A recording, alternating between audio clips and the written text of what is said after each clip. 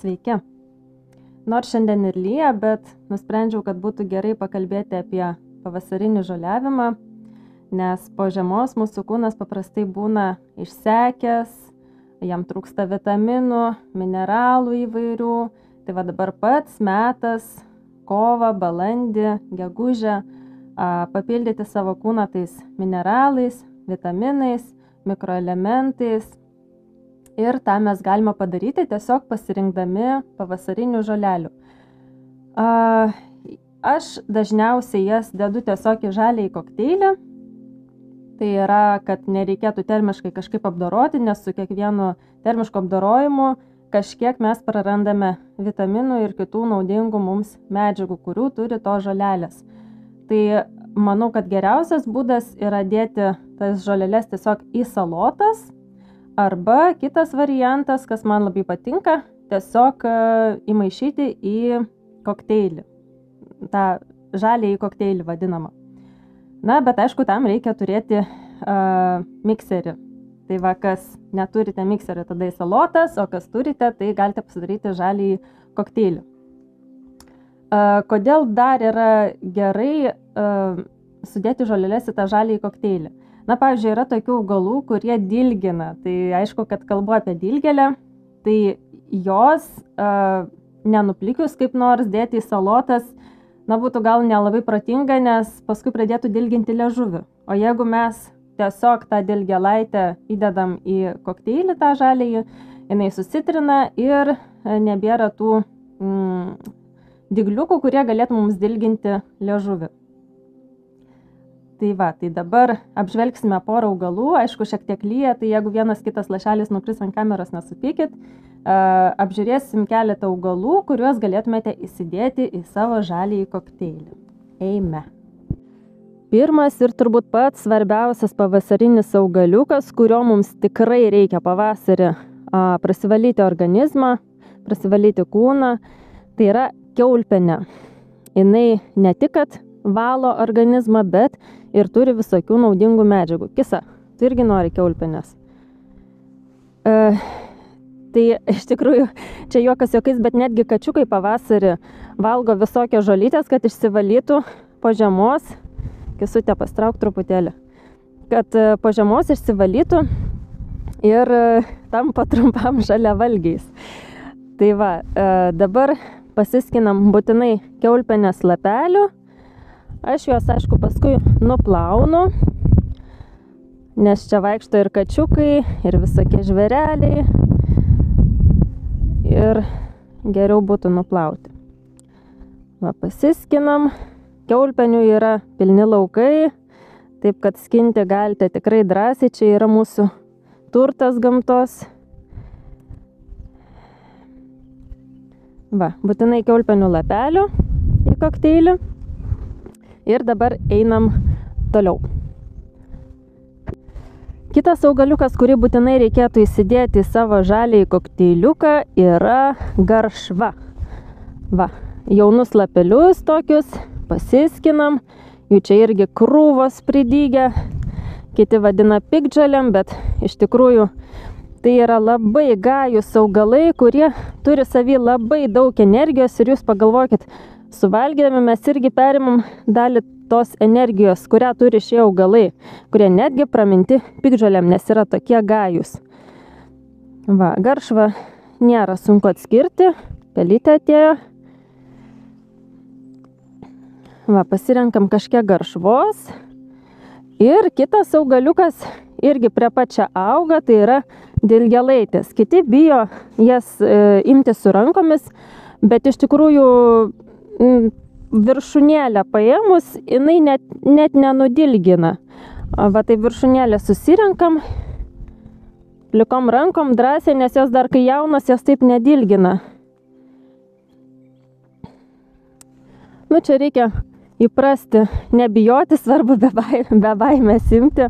Ir kuo jaunesnės, tuo jos mažiau dilgina. Va, susirenkam dilgėlaičių. Kai kurie sako, kad dilgėlės tirština kraują, kiti sako žolininkai, kad dilgėlės jaunos dar netirština kraujo. Na, jeigu bijote, jeigu pas jūs labai tirštas kraujas, dėl visa ko maišykite kelias žolelės, ne vien dilgėlės, bet jeigu dilgėlės, tada būtinai ir kiaulpienė, nes kiaulpienė, sako, skystina kraują. Tai kad būtų šiokia tokia pusiausvyra. Nu, garšvos labai skaniai atrodo, tos pavasarinės tokios sultingos kaip salatėlės. Tai va dabar pats laikas jų pasirinkti. Gerai, eisim pažiūrėti, ką dar galim nusiskinti. Girdžiu fone kalena gandras. Smagu, jau laukia savo mylimosios, kol kas vienas dar lizde. Taip, o mes dabar priėjom prie kito augalėlio, na pabandykite dabar atpažinti, kas čia yra. Tie, kurie turi pievutės prie namų, tikrai supras. Tai yra daugiametė saulutė. Jinai kol kas yra be žiedelių, bet jau pagal lapelius ir augimą galima ją nesunkiai atskirti. Tai va jos jaunus lapelius, aišku ir žiedelius, galima irgi pasiskinti, pasisveikatinimui, tokios kaip salatėlės bus. Bet aišku, rinkite tik, jeigu tikrai pažįstate. Jeigu augalų nelabai pažįstate, tada geriau rinkite tik dilgėlę ir kiaulpienę. Ir garšvą, jeigu tikrai atpažįstate, kad ten garšva. O su kitais tada jau atsargiai, jeigu nesate tikri, kad ten tikrai yra tas augalas, apie kurį galvojate. Tai va, šiek tiek pasiskinam. Daugiamečių saulučių, belis pirenis, vėlkis atėjo. Ir einam toliau paieškoti dar. Tiesa, turbūt nepasakiau, o kaipgi tą žaliąjį kokteiliuką daryti. Tai tiesiog sudedate žolelės į plaktuvą, į mikserį ir užpilate vandeniu tiek, kad apsemtų. Galite įdėti, nežinau, ar šilauogių, ar obuoliuko pusę, ar ten kiti deda datulių, ar uogyčių kažkokių, kad pasiskanintumėt. Na, tiesiog tuomet maloniau gerti. Aišku, jeigu esate stiprus psichologiškai, tai jokių nereikia dėti papildomų dalykų. Tiesiog tą žalį tokį ir išgerti kokteilį vien su žolelėm. Vandenuką užpilti tiek, kad apsemtų. Tiesiog viską sutrinti. Galima dar įdėti ir saliero. Salieras taip pat yra sveikas, saliero stiebų pasisveikatinimui. Jisai irgi valo organizmą. Na tai va, taip ir reikėtų pasiruošti. O kągi mes čia atradome? Va, iš arčiau dar parodau. Gali būti, kad nelabai susifokusuoja, nes per lietų nelabai net matau. Čia mes turim rūgštynę. Ir pavasarinis mūsų vitaminas C bus. Būtinai irgi paimkite bent kelis lapelius pasisveikatinimui į kokteilį ar į salotas, ar sriubą pasidarykit. Bet dalykas tame, kad aš anksčiau galvodavau, na, vat azijiečiai turi citrinas. Auga pas juos citrinos, ne tik aišku azijiečiai ir dalį Europos irgi galima auginti. Bet taip pagalvojau, o kas atitinka citriną Lietuvoje? Ir atėjo tokia mintis, kad atitinka turbūt rūgštynės, nes jis irgi turi tą rūgštumą, rūgštų skonį. Tai va būtinai irgi pasiskinkim į kokteiliuką. Labai apsidžiaugiau, kad čia ją pamačiau. Kisa, netrukdyk man. Nu, lapukus nuplausiu, tai aš čia nebijau dabar, kad kačiukai užlipo truputėlį, jie čia visą laiką vaikšto. Ir čia prie pat šalia dar turim ir prasprogusi juodąjį serbentą. Tai į kokteiliuką būtinai irgi galite įdėti porą ar pumpurėlių, ar tokių besprogstančių lapelių juodojo serbento, nes jie irgi turi daug visokių medžiagų naudingų. Va. Aišku, labai nesinori, nes dar jauni yra krūmeliai. Tai šiek tiek pasiskinsiu į kokteiliuką, o likusius paliksiu augti. Ta patį galit padaryti su aviečių, besprogstančiais lapukais, pumpurėliais. Ir aišku, ir dalį kitų pumpurų galite įdėti, bet šį kartą apie tokius paprasčiausius šnekam. Gerai, einam toliau. Yra dar vienas svarbus momentas, kurio nepaminėjau, tai yra žolelės rinkite tik tai švariose vietose, tai yra toliau nuo miesto, tikrai nerinkite dilgėlių ar kiaulpienių prie savo buto kažkur miesto centre, kur važinėja daug automobilių, geriau išvažiuokite kažkur į gamtą, savaitgaliais, toliau nuo miesto pasirinkti tų gerybių, nes to žolelės mieste gali būti sukaupusios įvairių sunkiųjų metalų, visokių toksinų prikaupusios. Na, žinote, miesto aplinka tikrai nėra ta vieta, kur galima rinkti sveikatinimuisi žoleles. Tai va, toks svarbus pastebėjimas. O kągi mes čia turime? Čia turime barborytę. Jinai va jau kelia savo žiedelius, apie ją esu padariusi atskirą video, galite paieškoti mano kanale Gamtos poezija. Ir barborytės jaunus lapukus, idealiausia iki žydėjimo, irgi galima panaudoti salotoms ar žaliesiems kokteiliams.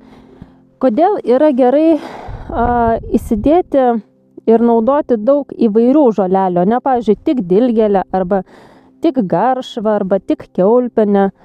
Todėl, kad skirtingos žolelės yra sukaupusios skirtingų medžiagų.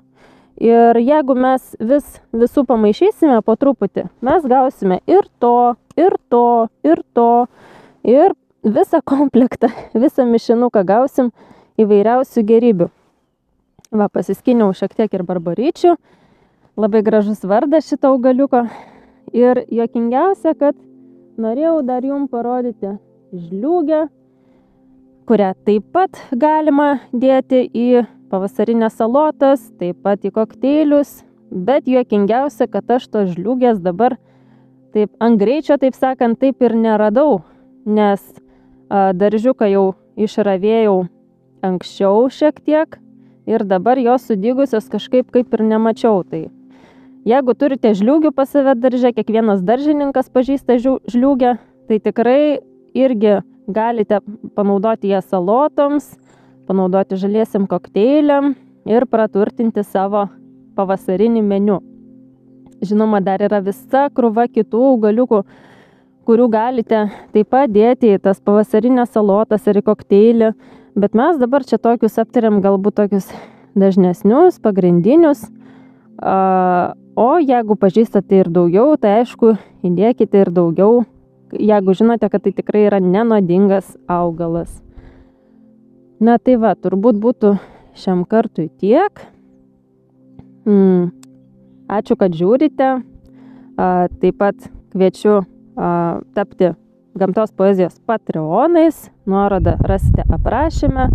Kam patinka tokie video ir norite jų daugiau, tai būsiu dėkinga už paramą. Taip pat kviečiu spausti patinka, užsiprenumeruoti šį kanalą, pakomentuoti, parašyti, ką jūs žoliaujate pavasarį, kokius augaliukus renkate.